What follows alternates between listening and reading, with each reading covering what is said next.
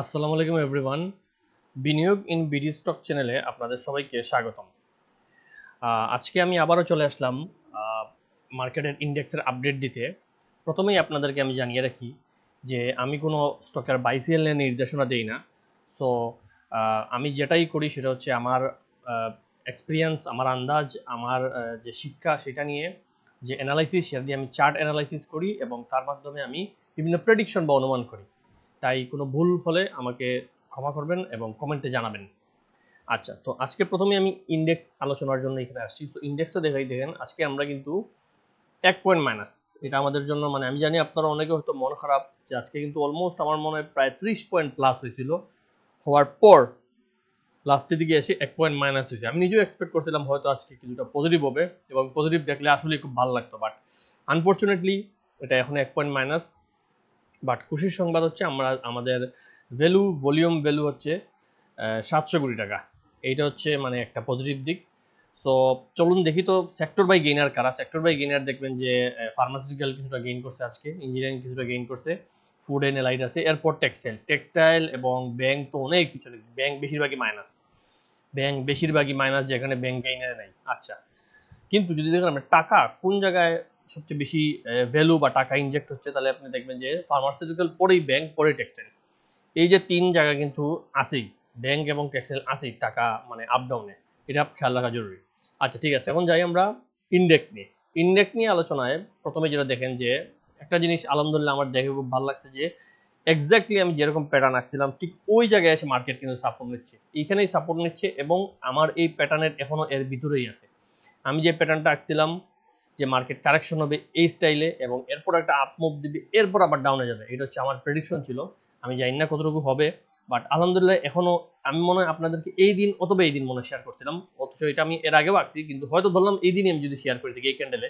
Still দেখেন এরপর 1 2 3 তিনটা ক্যান্ডেল আমার এই প্যাটার্ন মেনটেন করেই চলতেছে এবং আমার ধারণা আগামীকাল হয়তো ইনশাল্লাহ একটা পজিটিভ দিবে। হয়তো এই জায়গায় আপনি গিয়ে দেখবেন হয়তো এই জায়গায় সুযোগ আছে, অথবা হালকা পজিটিভ দেওয়ার চান্স আগামীকাল আসছে, অথবা বেশি পজিটিভও দিতে পারে। 30 পয়েন্ট প্লাস হয়ে যাবে, ইম্পসিবল কিচ্ছু না। সো এটা ডিপেন্ড করে স্মার্ট মানির উপর, ওরা কখন টাকা ইনজেক্ট করবে। বাট আমার মনে হয় অনেক নিচে নেমে গেছে, এখান থেকে আরেকটা পজিটিভ দিবে। কিন্তু আপনারা যারা এখনো স্টক নিয়ে হোল্ড করতেছেন, আপনারা জেনে রাখেন যে এখান থেকে পজিটিভ হইলেও এটা হয়তো আবার 3-4 দিন বা এক সপ্তাহের মতো আমরা পজিটিভ দেখবো, কিন্তু এরপর আবার আলটিমেটলি কিছুটা নিচে আসতেই হবে মার্কেটকে। এটা হচ্ছে মার্কেটের ট্রেন্ড। এটা কিন্তু আমি কিচ্ছু বলতেছি না, আমার কথা তো কিছুই হবে না। কিন্তু দেখুন, আপনিও তো বলতে পারেন যে ভাই আপনি তো প্যানিক দিচ্ছেন, আপনি তো ভয় দেখাচ্ছেন, মার্কেট নিচে নামবে, এগুলো কেন বলতেছেন? বাট এগুলো আমার বলার জন্য না, এগুলো হচ্ছে আমরা যারা চার্ট অ্যানালাইসিস করি, বুঝছেন, আমরা অ্যাকচুয়ালি যে মার্কেটে স্মার্ট মানি কোন দিকে চলে এটা আন্দাজ করার ট্রাই করি। ওদের চেয়ে আমরা এক কদম পিছিয়ে থাকি, সত্যি কথা। ওরা আজকে কি কিনবে সেটা আমরা জানি না, কিন্তু কেনার পরই আমরা বোঝার ট্রাই করি যে আগামী দিন কি এটা বাড়বে নাকি, আগামী 1 মাস কি এটা বাড়বে নাকি, এই জিনিসটা বোঝা ট্রাই করতে হবে। এটাই মনে করেন আপনি কি দেখেন, এই যে এইখানে ওরা বাড়ানো যা শুরু করছে, আমরা প্রথমে বুঝি নাই যে আসলে মার্কেট কি এখান থেকে ঘুরবে, এখান থেকে মার্কেট ঘুরবে, না এখান থেকে, এটা আমরা জানি না। ওদের চেয়ে আমরা শুনে এক স্টেপ পিছিয়ে থাকি, কিন্তু আমাদের মেইন টার্গেটই হচ্ছে ওদের চেয়ে আমরা বেশি হলে এক কদম পিছিয়ে। কিন্তু এরপরে যেতে ওরা কি করবে সাথে আমরা ধরে ফেলি। ওরা কি করবে আমরা জানি না, কিন্তু করার পরই আমরা যেন এটা ধরতে পারি। তো এই জায়গায় এসেই এই সুইং করার পরে আমরা বুঝছি যে এখন মার্কেট আপট্রেন্ডে চলে যাবে। এরপর যখন নিচে আসছে তখনই আমরা বেশিরভাগ মানুষ বাই করা শুরু করছি। এই জায়গায় আমরা বুঝি নাই সত্যি কথা। এই জায়গায় বাড়তেছে আমরা তখন নিজেরাও টেনশনে ছিলাম, বাট এই জায়গায় যখন এরপর এটা রিটেস্ট দেয় তখন আমরা বুঝছি এই জায়গায় আর মার্কেট যাবে না, এবং সত্যি এই জায়গায় মার্কেট যায়নি এবং এইটা মেনটেন করে এখানে আসছে এবং এরপরে এখানে আসছে। একইভাবে আমার যে ধারণা, যে যতটুকু বুঝি অ্যানালাইসিস, যে আমার মনে হয় যে মার্কেট এখানে, যেহেতু মার্কেটের এই ট্রেন্ডটা, এই যে ডাউন ট্রেন্ড আমার পছন্দ হয় না, স্পেশালি এই যে ভলিউম কমে যাওয়া, যে কারণে আমি আপনাদেরকে বলতেছি যে মার্কেট নিচে নামবে, তারপর কিছুটা আপ দিবে। হ্যাঁ, এইখানে আপ দেওয়ার পর হইতে পারে আবার বেড়ে অনেক যেতে পারে, হয়তো 6000 সূচকে যাইতে পারে, কিন্তু সেটা আপনাকে খেয়াল করতে হবে। এই যে আমি এখানে মার্ক করেছি ভলিউম, এই ভলিউমটা এই দেখেন এখানে যেরকম গ্রাজুয়ালি একটু একটু একটু একটু করে বাড়ছে, যদি এইভাবে এখানে দেখেন নামতেছে, এই নামাটা বন্ধ যদি আবার বাড়া শুরু হয়, দেখেন আবার 1000 কোটি ক্রস করে 1500 2000 চলে গেছে, তাইলে গ্যারান্টি আমার এইটা ভুল, এখান থেকে মার্কেট বাড়বে, ভেরি গুড। কিন্তু যদি এখন ভলিউম এই জায়গায় কন্টিনিউ করতেছে সেম জায়গায়, অথবা হালকা হালকা কমতেছে, তাইলে মার্কেট যদি এখান থেকে বাড়েও সেটা আসলে বেশি দিন স্থায়ী হবে না এবং আলটিমেটলি নামতে হবে, এবং নামার পর আমার ধারণা হয়তো 5200 বা আলটিমেটলি এই জায়গায় হয়তো আসবে, যেহেতু এখানে অনেকগুলো ক্যান্ডেল, এখানে সাপোর্ট আমরা একটা আছে, গ্যাপ ভ্যালু আছে। সো এখানে আসার মানে সম্ভাবনাটা আছে। সো এইটা প্রেডিক্ট করে আপনারা মাথায় রাখবেন। এবং মার্কেট এই যে তুলবে নামাবে কারা, সেটা আপনাদেরকে আমি বুঝিয়ে দিই যে কেন এটা হবে। দেখেন আমি এখানে ব্যাংক সেক্টরটা আমরা দেখি, ব্যাংক সেক্টরও আমি আমার থিওরি অ্যানালাইসিস করে রাখছি। সেটা হচ্ছে দেখেন ব্যাংক সেক্টরও কিন্তু ঠিক ব্যাংক সেক্টরই মেনলি আমাদের সূচকটা কিন্তু তুলছে। এই যে সূচক উঠছে এটা কিন্তু লপেড আইটেম, কিন্তু ওদের এই ভ্যালু নেই, এই মার্কেট ক্যাপিটাল এগুলো নেই। ব্যাংক আর বড় ফান্ডামেন্টাল মনে করেন বেডবিসি, গ্রামীণ ফোন, ব্র্যাক ব্যাংক, এগুলো তো ব্যাংকই পড়ে, বেডবিসি, গ্রামীণ ফোন আলাদা, এছাড়া ওয়ালটন, রেনাটা, এইগুলো এরকম বড় বড় লাফার জলসি, আইসিবি, এইগুলো যখন উঠছে তখন আমাদের মার্কেটটা উঠছে। তো মেইনলি মার্কেটের প্রাণ হচ্ছে এগুলা, এগুলা উঠলে মার্কেট উঠবে, নামলে মার্কেট নামবে। তো এইখানে কেন মার্কেট উঠছে দেখেন, ঠিক একইভাবে এখান থেকে ব্যাংক যখন ব্যাংক বাড়ে, এই যে এটা ব্যাংক সেক্টর, আপনারা দেখেন এখানে ব্যাংক সেক্টর নিয়ে আমি আলোচনা করতেছি। আমি এই যে প্যাটার্নটা আঁকছিলাম, ব্যাংক বাড়ছে, এরপর নামছে, আবার ব্যাংক বাড়ছে, আবার ব্যাংক নামছে। সুযোগটাও দেখেন এক্স্যাক্টলি উঠছে, নামছে, উঠছে, হালকা এখানে নেমে আবার উঠছে, এখন নামতেছে।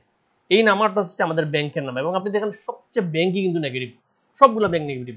এই ব্যাংক, এই যে লাল টানা ব্যাংকের লাল ক্যান্ডেল, এই ব্যাংক সেক্টরটাই কিন্তু আমাদের সুযোগটাকে আলটিমেটলি নামাইছে। এবং এইখানে এসেও যে সাপোর্ট পেয়ে যখন উঠবে, সেটা হচ্ছে আমার ধারণা এই ব্যাংকটাই তুলবে। কারণ এইখানে আমি যে বক্সটা আঁকছি দেখেন, কি বলে মার্কেট ব্যাংক সেক্টর এক্স্যাক্টলি এই বক্সে চলে আসছে। এবং এই বক্সেই এখন চান্স আছে এখান থেকে একটা সাপোর্ট নেওয়ার। যদি এখান থেকে ব্যাংক আলটিমেটলি বাড়ে, তাহলে ব্যাংক একটা আবার আপ মুভ দিবে এবং ব্যাংকের মাধ্যমে আমরা একটা প্রফিট গেইন করব।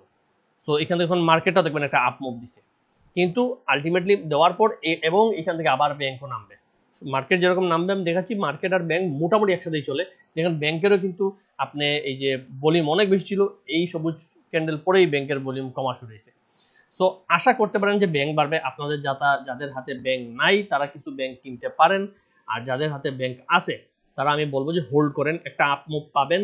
তখন যদি পারেন তাহলে ব্যাংকের শেয়ারগুলো বেচে, মানে ওই আপ মুভে আপনি চেষ্টা করবেন আইদার প্রফিট অথবা লস কমিয়ে ব্যাংকের শেয়ারগুলো বেচে ফেলতে, যাতে আপনি একটা গেইন নিতে পারেন। এটা হচ্ছে আমার মনে হয় সূচকের সাথে ব্যাংকের যে রিলেশনটা দেখাইলাম।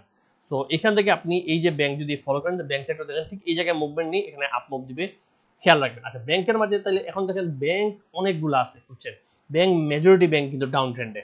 এবং আমি যদি দেখি, আমি একটু যাই ব্যাংকের অবস্থাটা দেখে আসি। আমাদের ব্যাংক সেক্টরটা দেখেন,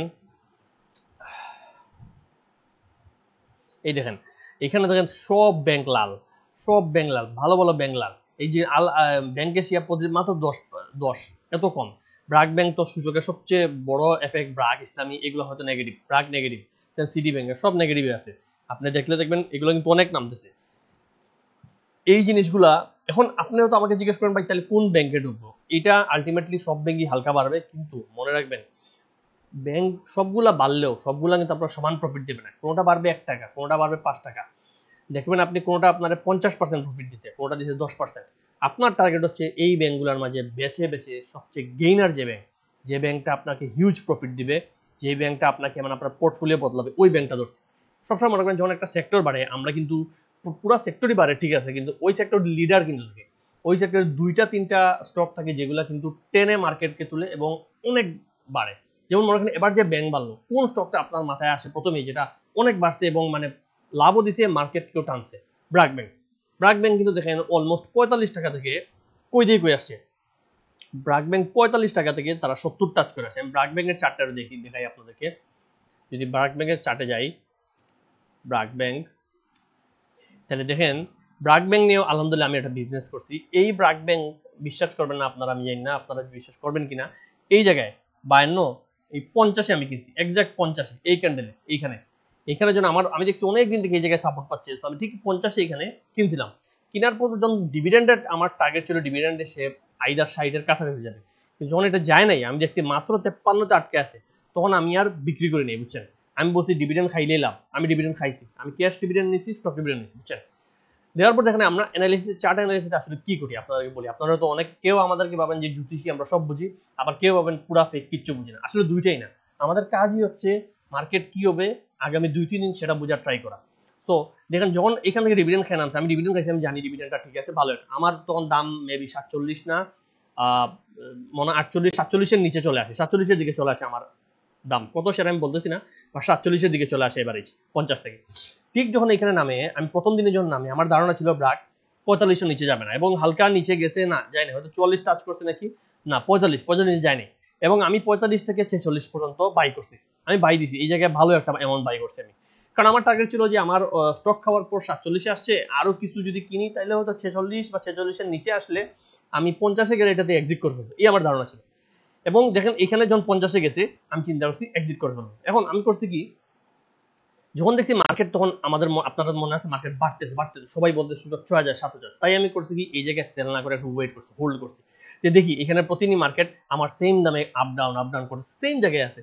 আমি যদি সেম থেকে যদি না নামে, যেহেতু আমার এভারেজ তখন 46-এ চলে আসছে, আমার 47-এ বেচলেও লাভ, 48-এ বেচলে লাভ। তো আমার টার্গেট যে ঠিক আছে যদি 50-এর নিচে না নামে, মানে আমি লসে না, যে লাভের ট্রেড আমি ধরে রাখি, লসে না যাই ধরে রাখি, ধরছি।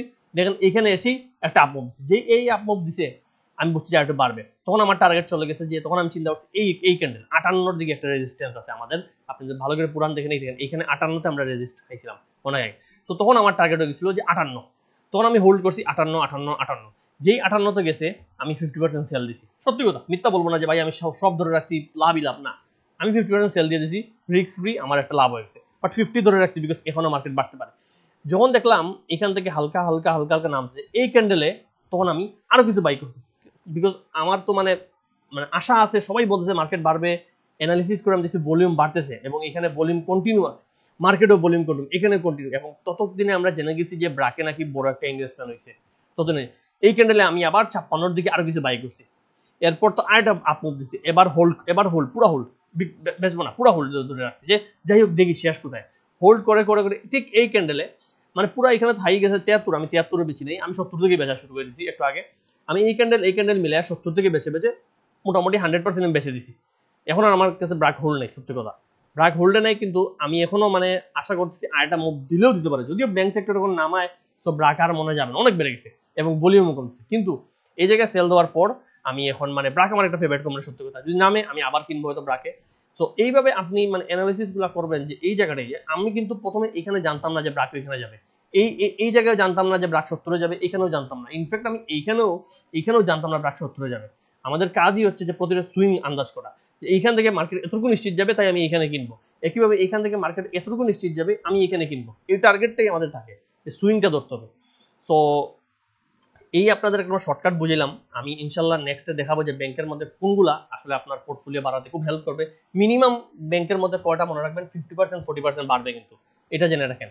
সো নেক্সট যদি আপ মুভটা ধরতে পারেন, আপনার 1 লাখ ইনভেস্ট করলে ওইটাখান থেকে 30-40 হাজার আসবেই, 50,000 আসবে। তো এই ব্যাংকগুলো ধরতে হবে, কোন ব্যাংকটা আসলে এরকম আপ মুভ দিবে, সেইটা নিয়ে আমি একটা ভিডিও ইনশাল্লাহ বানিয়ে আপনাদেরকে কয়েকদিনের মধ্যে সেন্ড করবো।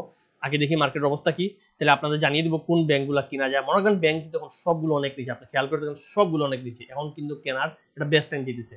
অনেকে বয়ে সেল দিচ্ছে, কিন্তু না, এখন কেনার একটা বেস্ট টাইম আমি মনে করি। স্টিল আপনারা সেফ বুঝে কিনবেন, এবং যেটা আপনার ভালো লাগে দেখে শুনে কিনবেন, এবং আগামীতে সেক্টর কি হবে সেটা নিয়ে আমি ইনশাল্লাহ নেক্সট ভিডিওতে আবার জানাবো। তাই আজকের জন্য এই রাখছি, ঠিক আছে, আল্লাহ হাফিজ, সালাম আলাইকুম।